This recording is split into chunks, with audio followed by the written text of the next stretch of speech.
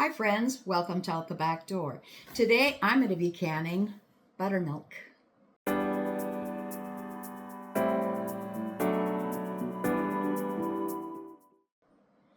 I have had many of you ask, can I can buttermilk? Well, I haven't done a video on this sooner because I live in a really small community, it doesn't sell fast enough in the refrigerated section. So most of the stores don't carry buttermilk any longer. Even the powdered buttermilk that you can get, say like in the dry food aisle or whatever at the grocery store, that seems to go out of stock quite a bit because people do want buttermilk. So recently I noticed that one of our local stores did start stocking buttermilk in the refrigerator section again. So I figured, okay, now's the time I can do the video for you. Now you may have seen my video already on how to can milk. You can go anywhere from skim milk to whole milk.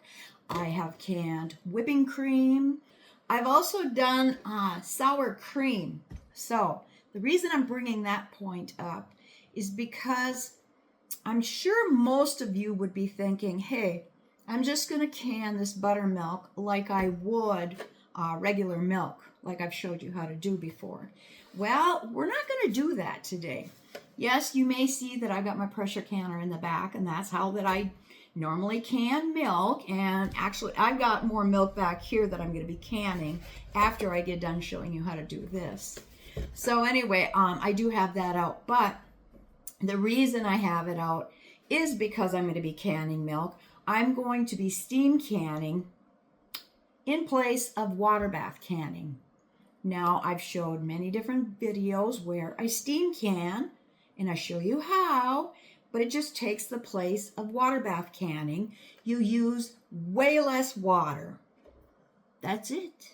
So that's why I'm going to do it this way, and I am going to steam can my buttermilk. Now let me explain why I'm saying I'm not going to process this like I would if I was canning regular milk. Regular milk has a pH level around 6.8, a little bit higher. That is considered a low acidic food. Like I mentioned in the sour cream video that I did, that is a cultured product. It's been fermented with cultures in order to give it that sour taste. Well, the pH level is down low enough, making it an acidic food that you can water bath can. I go about this scientifically in research. I also have a pH tester that I will double check and make sure that the level of the pH is proper in order to water bath can, or if I've got to pressure can it instead. Buttermilk actually has a pH level of approximately 4.4 to 4.8. Now, 4.7 is kind of the mark. It's got to be 4.7 or lower in order to water bath can it. So we are going to water bath can this today.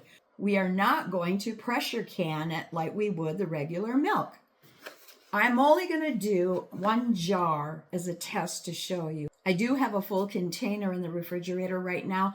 I need that for baking right away. So I'm not going to can up a bunch of jars. I'm just going to do you one to show you how to do it and what your end result is going to be. So let's get started.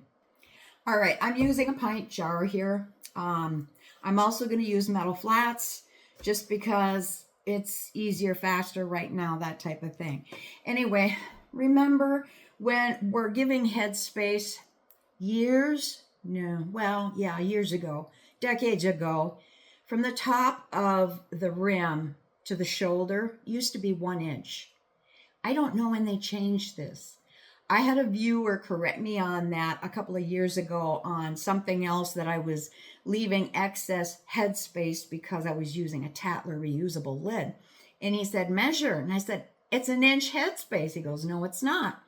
Well, by golly, he was right. That's only 3/4 of an inch. So anyway, so if you kind of bring it up to, say, just below, we're going to go to the shoulder mark because you do want to leave a 1 inch headspace when you're canning dairy. It has a tendency to siphon. We want everything room temperature. So what we're going to do, what I'm doing is I'm just going to pour my milk in, my buttermilk. And yeah, that's about a 1-inch headspace, maybe a little shy. Remember to always wipe your rim. I don't feel that I spilled, but at the same time, better safe than sorry. I bet I ordered these from Lehman's, and they're superb. Yeah, canning lids, I believe so. Anyway, all right, I'm going to place that onto my jar. Put my band on, fingertip tight. And now I'm going to set it into my canner. Now, like I said, even though this is a pressure canner, pretend it's a water bath canner, okay? That way I won't confuse you, because I know a lot of you have seen me doing this, and I say water bath canning, but I'm using this to steam can in place of water bath canning, and you haven't really seen any of my videos where I show how to steam can and take advantage of it so you're not using all that extra water. So pretend it's a water bath canner. That's one thing. I also did a video, a short video on if I could only own one canner, what would it be? And it's the pressure canner. And I explain why. So you might want to give that a watch also. Okay, so I've got my jar in my water bath canner. All right. I want you to look at my pressure canner as a water bath canner, because that is the process we are going to use to can the buttermilk, being it is a high acidic food, and we can water bath can instead of pressure canning it. I really don't want to see what the results would be if you did it the same way as regular milk. Once this slowly comes up, because I don't want to rush the heat, same way that I do the regular milk, once it comes up and I start having steam come out of the vent, I know that it's boiling inside. And then that way I'll start timing it for 20 minutes. I'm going to do that pint for 20 minutes. And then I'll take it out and we're going to let it cool and we're going to check it out then. Okay, so I heard my canner start boiling, and I've got a little steam leaking out of the sides because I don't have it locked down and everything, but that's normal. So I did set my timer for 20 minutes, and this is the same principle as when I was doing the sour cream. I realized the sour cream is in a lot smaller containers that I did compared to the pint jars of the buttermilk.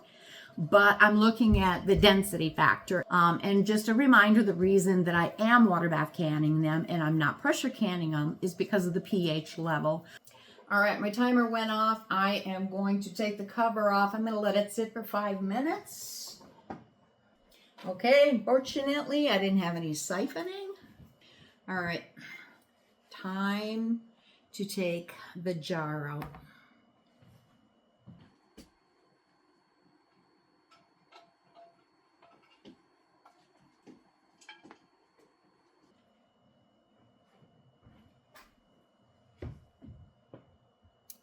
Do you see what happened? I wanted to show this to you instead of just trying to explain it to you like on the community page. Buttermilk doesn't can. Sorry. All right. I will try to whisk this up once it cools down enough, and I'll show you what happens there. We'll look at the end product together, okay? I didn't want to give a spoiler alert at the very beginning, but I knew this was going to happen, and that's another reason I only did one jar. Okay, it's sometime later. This is still slightly warm, but I'm going to open it up anyway. I mean, it's already sealed, but remember, that doesn't look so nice. No, it's just like a big blob. Now, if you've watched my video of canning sour cream, this kind of happened with that, but not as drastic. It almost seemed like it curdled, but yet when I used a stick blender, which I'm going to do again with this, it really made a really creamy, smooth, rich sour cream. It was good. But you have to mix it really well when you open up the jar. So we're going to try to do the same thing with this to see what happens. I'm going to check the smell and everything too. Right now I've got my standard blender attachment on here, whatever you want to call it. I also have a whisk attachment in case I want to decide to switch over to that, and we will see what happens. I've got also a plastic container that I'm going to dump this into and then mix it up so that you can kind of see what's going on. There's not enough room, plus the head's too large to put into the opening of the jar here. So, all right, let's get on this. Now, like I said, I realized everybody had really high hopes of saying, oh, I can can buttermilk. Kind of going back to the sour cream, for example, we canned it the same way as the sour cream. The buttermilk and the sour cream are both cultured products, fermented, and so the pH level made it acidic so that we were able to water bath can it. All right.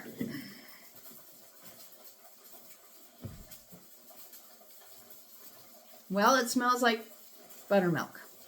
It has a good smell, so it isn't like it's offensive, something turned funky on that order.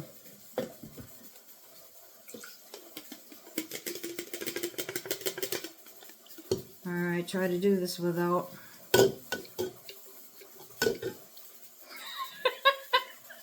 Of course, it's gonna get stuck, and then it's gonna splash. All right. See what's happening? Yeah. Here it comes. And like I said, it's gonna splash. All right, let me get a rag. We did lose a little bit of the liquid. Not horrible though. Oh, turn off my heat. I'm in the process of canning milk right now. And my jiggler started jiggling, meaning I was up to pressure. As soon as I came up to pressure, I turned my heat off. No processing time. Okay. So anyway, let's see if we can mix this without making a mess. All right. So let's mix this up. Short little bursts, I hope. My stick blender, or immersion blender, is a Mueller, and it's adjustable. It's got 12 settings on it. It also has a turbo. We're not going to do that.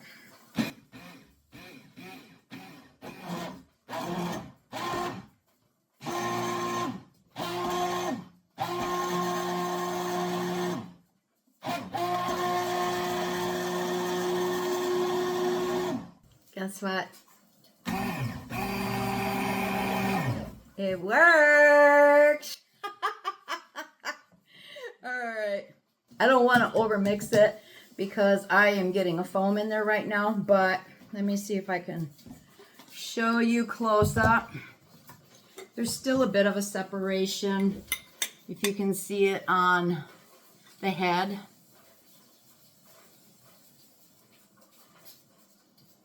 For some reason, I want to say it doesn't smell as strong.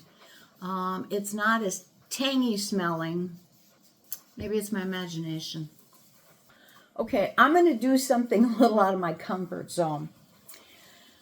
I'm actually going to try to drink a little bit of this. I'm going to pour it in a small glass here. The reason I'm saying out of my comfort zone, I don't drink buttermilk. I use buttermilk in my baking, making pancakes and waffles, that type of thing. But I don't just drink it. I did not wipe down the sides of the container yet, and I can see there's small particles yet of the solid mass that was in there after we canned it. And I don't know how long you'd have to actually mix it in order to have everything totally incorporated. It'd probably be better if I waited until it was chilled, but we're going to try it now, okay? And you're going to see real live reaction. Okay. I mean, it poured and it looked like milk, but even the little bit that's down, dribbled on the inside here, you can see tiny bits of grainy on the side. All right, cheers.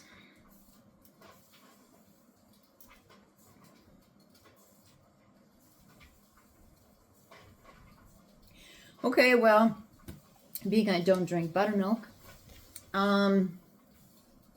it tastes like it smells, but